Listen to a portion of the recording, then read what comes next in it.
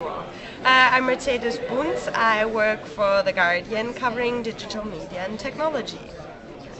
And what impact, if any, do you think that social media has had on the media as a general? Well, there is an impact for sure, and I think actually it's a huge impact. Basically, it changes the way that the journalists understand their own medium. They understand suddenly that it's not all about news, but actually that all the time already 2/3 of the newspaper was nothing new but a lot of background information, that it has a lot more to do with people's private life than they ever thought. And I think social media can kind of be more of a mirror what people are really talking about, what what is of interest to them. That doesn't mean that things that are not talked about or don't have a certain popularity shouldn't be covered. But it's a good tool. So social media did have an immense effect of history media. Is it a force for good or a force for evil? Well, I think for both.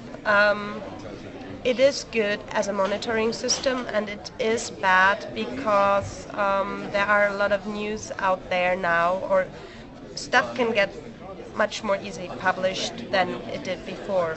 And social media, especially the live web, did increase the speed of reporting, really, and there is not a lot of time anymore.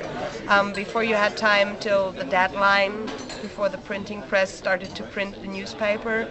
Now everybody wants to be first online, and well, sometimes there is not enough time to check the facts. You can be transparent about it, but is that really the sense of the new media? My name is Payne, documentally online. My main website is ourmaninside.com, but most of the time I'm blogging on documental.ly, shamelessly plugging it between my nipples there. Lovely. And so how do you think social media has impacted on the media, the mainstream media?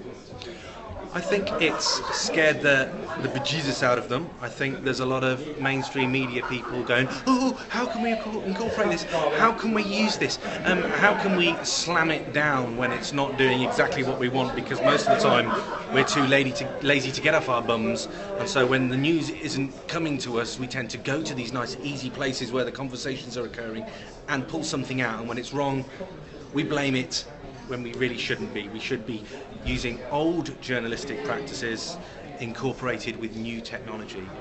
That's just cropped up in a conversation on a very interesting table I've just been sat on, populated with journalists, some from Al Jazeera, some from Mumbai, some from the BBC, radio, all kinds of stuff. So I've just had a fascinating discussion, and it's about integration. That's what needs to happen. It's not happening.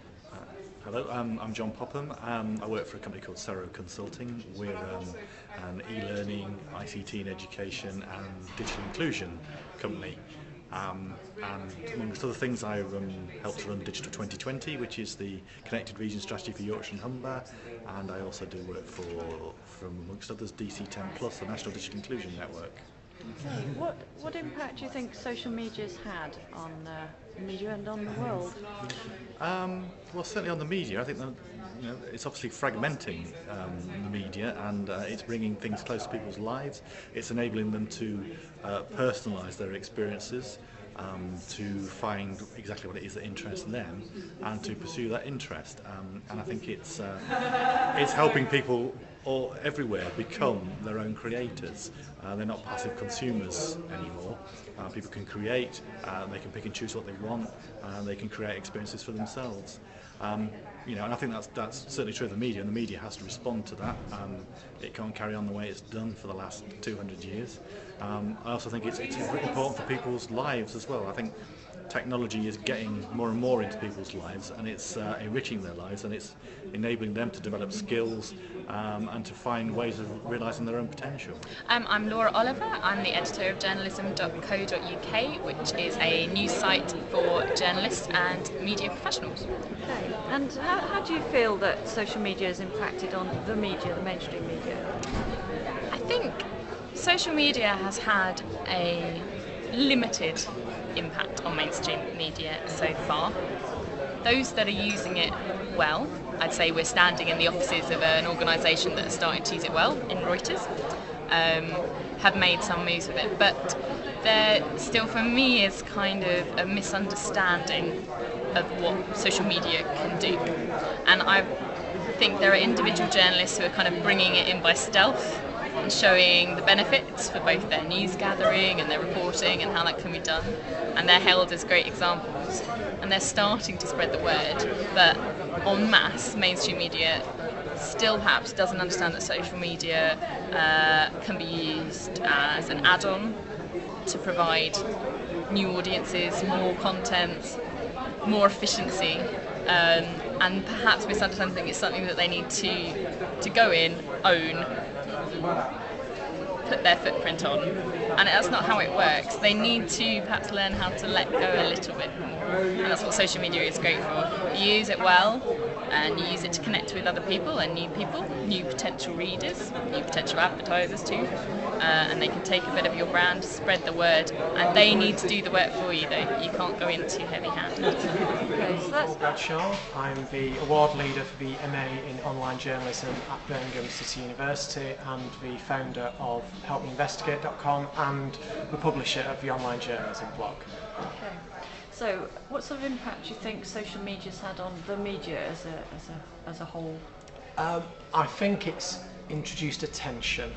Apart from anything else, it's opened up lots of opportunities for cheap news gathering, for cheap content from the point of view of publishers, and it's opened up opportunities for horizontal publishing, for communication from users, and effectively for me the rest of what's happened has been a tension between those two drives. So you know, you've got publishers wanting free content and users wanting to communicate, and that's what's emerged has come out of that tension. And then there's been all kinds of other interesting things. The ability to access out of reach places and unconventional voices has been really energising for a lot of journalists. Particularly when you're looking at places that are shut off to journalists or experiences. I think a great example is the postal strike. You get very kind of official versions of that from the unions and from Royal Mail. But then you can access someone who's actually a postman and has an authentic voice and is able to talk about that. And you get the same pattern when you look at Nightjack, the police blogger, for example. You look at Tom Reynolds, the ambulance driver. You look at the kind of protests that arises around traffic Eurojam, all those kinds of things. You're getting alternative voices, and publishers are having to react to that both as competition and as opportunity. So that's probably where the biggest impact has been for me.